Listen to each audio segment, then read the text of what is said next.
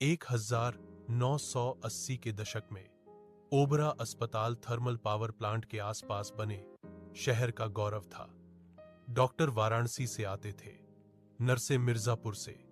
लेकिन एक तूफानी मानसून की रात बिजली गुल हो गई, जबकि एक सर्जरी चल रही थी। जनरेटर विफल हो गया और जब बत्तियां वापस चालू हुईं, तो सर्जन गायब हो गए।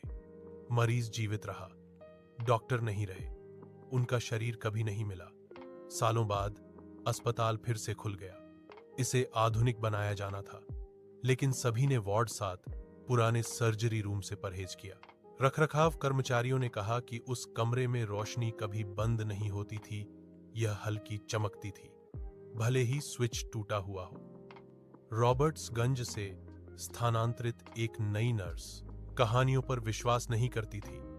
अपनी तीसरी रात की पाली में उसे वार्ड 7 में दवा देने के लिए कहा गया। अस्पताल एक पुरानी दीवार घड़ी की टिक टिक को छोड़कर शांत था। जैसे ही उसने अंदर कदम रखा, उसने देखा कि शल्य चिकित्सा टेबल अभी भी गीला था, जैसे कि ताजा साफ किया गया हो। उसने अपना हाथ उस पर पोंछा और लाल रंग की एक लकीर पाई। बत्तियां झिलमिलाने लगी, घड़ी बंद हो गई और कमरे के कोने से एक कर्कश फुसफुसाहट आई। स्कैल्पेल, कृपया। उसकी टॉर्च कांप उठी। दीवार पर एक सर्जन के कोट में एक आदमी की छाया हिलती थी, लेकिन वहां कोई नहीं था। उसका सिर उसकी ओर मुड़ा, आंखें खोखली, मुखौटा गहरा दागदार था। लेकिन अस्पताल के गलियारे मुड़ गए, बार बार वार्ड 7 की ओर मुड़ते रहे। जब सुबह के कर्मचारियों ने उसे पाया, तो वह वार्ड के बाहर फर्श पर बैठी थी, एक जंग लगी स्केलपेल पकड़े हुए।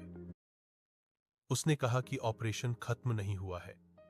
उसके बाद उन्होंने वार्ड 7 को हमेशा के लिए बंद कर दिया।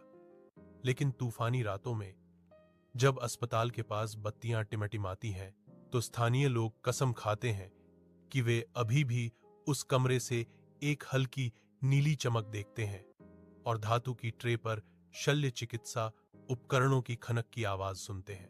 क्या आप चाहते हैं कि मैं इसे जारी रखूं?